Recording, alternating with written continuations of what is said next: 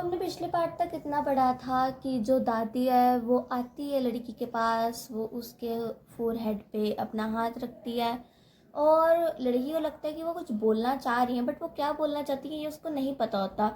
इसलिए पूछती हैं कि अव्वा मैटर क्या है, क्योंकि वो अपनी मदर को, जो उसकी दादी माँ थी, उनको अव्वा बोलती थी। तो उसने अपनी जो दादी है उससे पूछा कि मैटर क्या है, या फिर आपको क्यों रोना आ रहा है। सो उन्होंने जब बोलना शुरू किया, वो बोली, तो जब वो जो हमारी दादी हैं वो बोलना शुरू करती हैं तो वो कहती हैं कि जब मैं छोटी लड़की थी तब मैंने अपनी मदर को बहुत ही यंग एज में, छोटी लड़की यंग एज ही हुई ना बहन, तो उसने अपनी मदर को बहुत ही यंग एज में खो दिया था। ठीक है। और उसको फिर संभालने वाला कोई नहीं था, और उसके जो फादर थे वो भी बहुत एक बिजी पर्सन टाइप थे, और उन्होंने जो क्या थी दूसरी शादी कर ली, और फिर इनकी भी शादी हो गई। और उस टाइम पे एजुकेशन गर्ल्स के लिए इतनी इम्पोर्टेंट नहीं होती थी, अब के टाइम में है लेकिन पहले नहीं होती थी। सो इन्होंने कभी पढ़ाई नहीं करी, और फिर इनकी शादी हो गई तो बच्चों में सारा टाइम चला गया, और फिर इनके जो आगे और पोता पोती हुए उनमें सारा टाइम चला गया, खाना बनाने में सारा टाइम चला गया।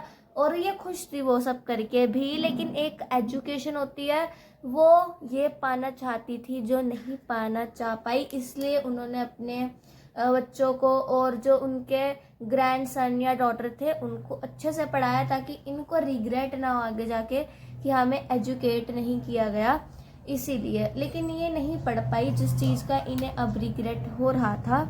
सो इन्हें क्या होता है कि,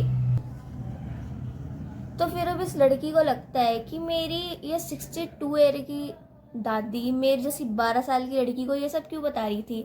तो वो ये भी चीज़ को समझ रही थी कि वो मेरे को इसलिए बता रही है क्योंकि उनके पास और कोई नहीं है ना बताने वाला।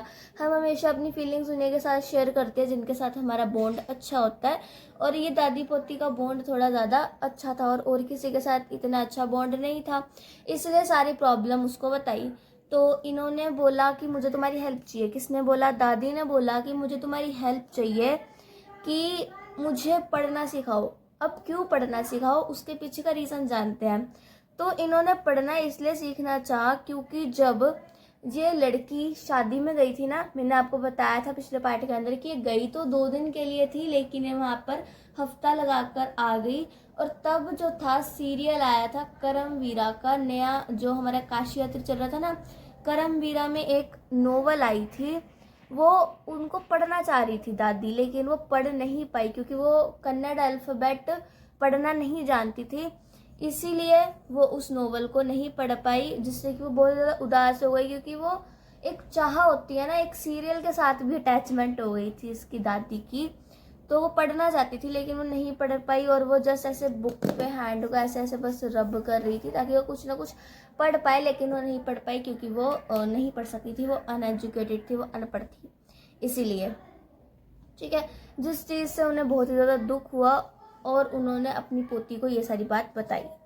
तो फिर वो बोली कि मैं या तो गांव में किसी को बोल दूं मेरे को पढ़ के सुना दे, या फिर मैं शादी वाले घर में ही आ जाऊं। लेकिन वो सोच रही थी कि वो बहुत ज़्यादा एम्बेरस फील कर रही थी क्योंकि वो बहुत ज़्यादा वेल ऑफ फैमिली से थे, वो अच्छे पैसे वाले घराने से थे, और अगर वो ऐसे जाते तो बहुत ज़्यादा डिपेंडेंट फील करती, जबकि वो एक इंडिपेंडेंट घर से थे। ठीक है। और वो किसी पे डिपेंड नहीं होना चाहती थी। इसीलिए जो दादी थी ये क्या बोलती, ये बोलती कि भाई जो मेरी बेटी है, मतलब जो ये इनकी ग्रैंड डॉटर है, इनसे कहती है कि तुम मुझे पढ़ाओगी और मैं तुमसे पढ़ना चाहती हूँ, और सरस्वती पूजा तक मैं ये सारा कुछ ख़त्म, मतलब दशहरे तक ये सब ख़त्म कर लूँगी, और दशहरे पे मैं सरस्वती पूजा रखूँगी एज द डेडलाइन कि हाँ मैंने पढ़ना सीख लिया, या मैं नॉवेल्स अच्छे से पढ़ सकती हूँ। तो अब ये लड़की बोलती है कि मैंने अपनी दादी के फेस पर डिटर्मिनेशन देखी, किस लिए चाह देखी, पढ़ने के लिए, और वो डिटर्मिनेशन बहुत ही ज़्यादा तगड़ी थी। ठीक है। अव्वा at the age of 62 you want to learn the alphabet. अब ये जो लड़की है ये मजाक बना देती है कि आप 62 की एज में पढ़ना चाहते हो, लिखना चाहते हो, क्योंकि अब वो बूढ़ी हो गई है ना। वो बोल रही है कि आपके बाल सफ़ेद हो गए हैं, आपके फेस पर रिंकल्स हो गए हैं, और आप इतना ज़्यादा हैवी वर्क करते हो किचन का और आप पढ़ना चाहती हो। वो उस टाइम पे 12 साल की थी, तो वो भी थोड़े चाइल्डिश वे में लेती है इस बात को, लेकिन वो फिर अपनी दादी को पूरा सपोर्ट भी करती है पढ़ने में और लिखने में, इसलिए वो सारा अपनी दादी को पढ़ाती है, लिखाती है। और इसकी दादी भी बहुत ही अच्छा परफॉर्म करती है, वो एक से एक वर्ड को अच्छे से राइट कर लेती है, रिसाइट कर लेती है और रिपीट भी कर लेती है, ठीक है।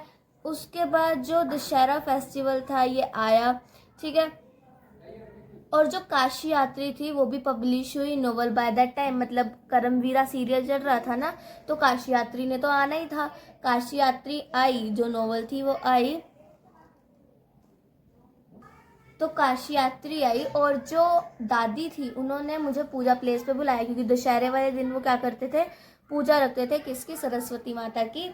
तो इन्होंने बुलाया अपनी ये डॉटर को कि आओ, और उसके पैर छुए, और उसके पैर छुए तो जब इसने बोला लड़की ने कि आपकी एज मेरे से ज़्यादा बड़ी है तो आप मेरे पैर क्यों छू रहे हो, तो इस दादी ने जो था आंसर बहुत ही ज़्यादा अच्छा दिया कि मैं पैर उसके नहीं छू रही हूँ जो मेरी पोती है, मैं पैर उसके छू रही हूँ जो मेरी गुरु है, जिसने मेरे को पढ़ना बताया है, जिसने मेरी हेल्प करी है। सो ये उसके पैर छूती है और अपना वो एक्सप्रेस करती है ग्रेटिट्यूड एक इतने अच्छे वे में, जो कि सबसे बेस्ट पार्ट था शायद इस स्टोरी का, कि जो भी हो आपकी, अगर वो हेल्प कर रहा है तो उसकी फीट, अपने गुरु के पैर छूना अच्छी बात होती है। ये हमारी एंशियंट एजुकेशन सिस्टम का सबसे बेस्ट पार्ट था। अभी तो मुश्किल से ही कोई अपने टीचर्स के पैर छूता होगा स्कूल वगैरह में, लेकिन ये बहुत ज़्यादा वो अच्छी चीज़ है करना, मतलब तुम्हें भी करना चाहिए, बट तुम नहीं करते हो, अनसंस्कारी लोग, ठीक है। तो ये पूजा प्लेस से बुला के ऐसे ऐसी चीज़ें करती हैं। और ये जो छोटी लड़की है ये भी अपनी दादी को एक गिफ्ट देती है कि उसने पढ़ना सीख लिया है, और वो गिफ्ट होती है वो नई काशी यात्री की नोवेल। और वो नई काशी यात्री की नोवेल जो पब्लिश हुई होती है ना, वो ये अपनी दादी को देती है। और अब इसकी जो दादी है पूरी की पूरी नोवेल वो खुद से पढ़ती है, क्योंकि अब तो उसको कन्नड़ अल्फ़ाबेट पढ़ना आ गया है, अब तो वो पढ़ लेगी। इसीलिए वो सारी अल्फ़ाबेट कौन पढ़ता है, उसकी दादी खुद से पढ़ती है। और फिर क्या होता है, इसकी दादी को पढ़ना आ जाता है और वो पढ़ना सीख जाती है। और इसकी जो राइटर थी वो थी सुधा मूर्ति, वही 12 साल की लड़की का नाम क्या है, सुधा मूर्ति। अब तो उनकी भी एज ज़्यादा हो गई होगी। सो यहाँ पे ये बहुत ही ज़्यादा अच्छी स्टोरी लगी मेरे को तो, ठीक है, कि मैंने अपनी दादी को पढ़ना और लिखना कैसे सिखाया कन्नड़ अल्फ़ाबेट। और होपफुली आपको भी समझ में आ गई होगी, इसलिए आपको क्या करना है, सब्सक्राइब करना है, क्योंकि ये क्या है, पार्ट 2 है। और कुल 19 वो 10 मिनट्स की थी पता नहीं, लेकिन 19 मिनट्स के अंदर मैंने इस पूरे चैप्टर को ख़त्म कर दिया है। अगर आपको अच्छा लगे तो सब्सक्राइब करना। तब तक के लिए टाटा।